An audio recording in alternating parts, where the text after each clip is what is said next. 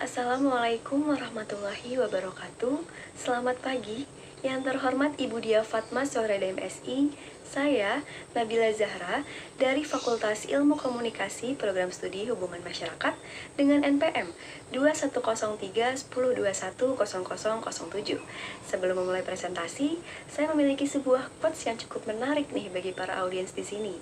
Quotes-nya berbunyi, apapun yang dilakukan oleh seseorang itu hendaknya dapat bermanfaat bagi dirinya sendiri, bermanfaat bagi bangsanya, dan bermanfaat bagi manusia di dunia pada umumnya.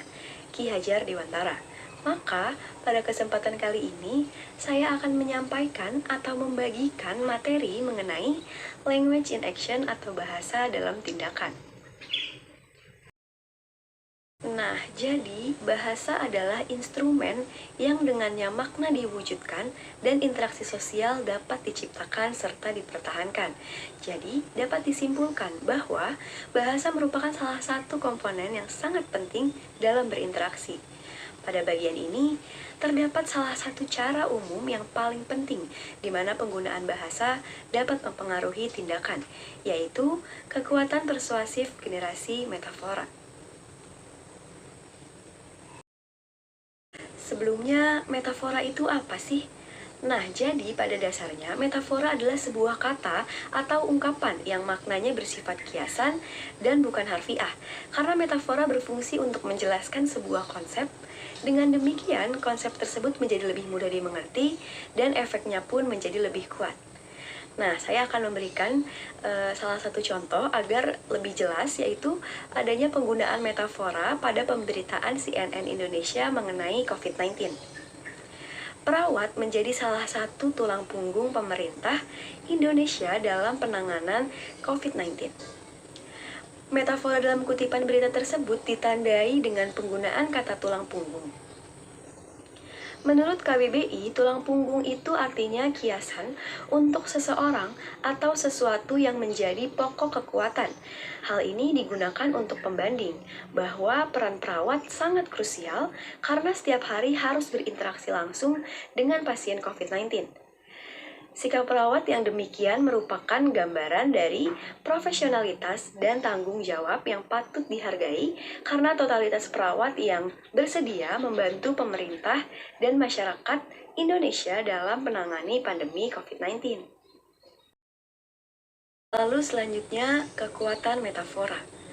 Banyak konsep di mana kita hidup dan bekerja itu bersifat abstrak. Misalnya, pekerjaan itu sendiri, kolaborasi, kelompok, kesepakatan, dan ketika kita mencoba untuk mengeksplorasi pemahaman kita tentang mereka tuh dalam istilah yang lebih konkret, kita mencari bantuan dari metafora. Metafora itu penting karena dalam frekuensi penggunaannya, metafora itu memantapkan seluruh rangkaian persepsi tentang suatu konsep seperti yang sudah saya jelaskan sebelumnya. Yang kemudian menentukan nih bagaimana kita menggunakannya, bagaimana kita memahaminya, bagaimana juga kita berperilaku sehubungan dengannya.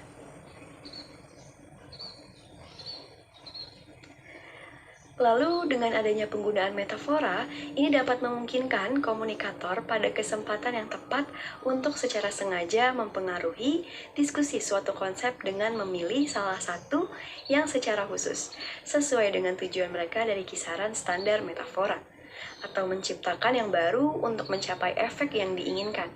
Misalnya nih, seorang komunikator mengatakan, bisnis itu adalah sebuah gerakan.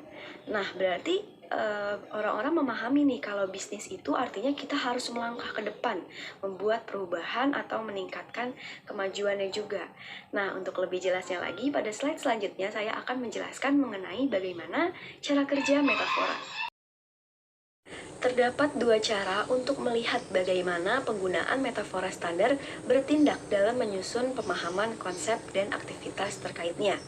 Yang pertama, periksa implikasi di balik metafora. Pada bagian ini, coba untuk mengambil salah satu metafora standar. Kita harus menemukan jembatan untuk melintasi perairan yang bermasalah ini. Ini menyeratkan gagasan berikut yang masing-masing harus dinilai kesesuaiannya dengan konsep yang dikomunikasikan dan negosiasi di mana itu terjadi. Yang pertama, ini adalah masalah yang terjadi secara alami. karena ada kata perairan. Lalu selanjutnya ini adalah penting hanya untuk melewati masalah, melampauinya, membiarkannya tidak tersentuh. Karena kan melewati jembatan, jadi tidak tersentuh tuh perairan, ceritanya itu adalah masalah. Lalu, periksa nilai metafora yang telah digunakan dalam negosiasi. Nah, di sini ada salah satu contoh, yaitu seorang peserta yang memperdebatkan suatu kasus menggunakan seperangkat metafora standar untuk argumen itu sendiri. Yang dipilih ialah melihat argumen seolah-olah itu adalah perang. Nah, ini melibatkan penggunaan istilah seperti argumen menang dan kalah, atau menyerang, menargetkan titik lemah lawan, atau memiliki posisi tak tertembus atau tidak dapat dipertahankan. Nah, penggunaan metafora ini bertindak untuk menyusun aktivitas argumen itu sendiri seperti perang. Jadi kita melihat diri kita sebagai argumen yang menang dan kalah, dan kita melihat mereka seperti yang kita perdebatkan sebagai lawan untuk ditaklukkan. Dalam contoh di atas, penggunaan metafora itu dianggap kurang layak karena bersifat defensif atau sikap untuk bertahan tidak mengakui kesalahan. Nah, sedangkan tujuan negosiasi yang seharusnya mencapai kesepakatan bersama, karena menggunakan metafora sebagai perang itu kan tentunya akan sangat bertolak belakang dengan tujuan negosiasi. Dalam perang kita harus memihak salah satu pihak saja, maka penting nih untuk waspada terhadap metafora yang digunakan. Nah, jika metafora seperti itu diperhatikan, kita memiliki dua pilihan. Yang pertama, pertimbangkan untuk mengubah metafora. Penggunaan metafora argumen sebagai perang dapat diganti menjadi argumen sebagai solusi. Dengan begitu, para pelaku argumen bisa menggunakan cara yang lebih efektif untuk mencapai suatu kesepakatan bersama antar dua belah pihak atau lebih. Lalu yang kedua, kita dapat mempertimbangkan untuk membuat metafora baru, tentunya dengan memperhatikan rangkaian metafora yang kita anggap baik atau kita ingat, dan jangan lupa juga untuk menilai nih implikasinya lagi, balik seperti ke bagaimana cara kerja metafora. Baik, sekian presentasi yang dapat saya sampaikan. Mohon maaf apabila ada kekurangan. Terima kasih atas perhatiannya. Wassalamualaikum warahmatullahi wabarakatuh.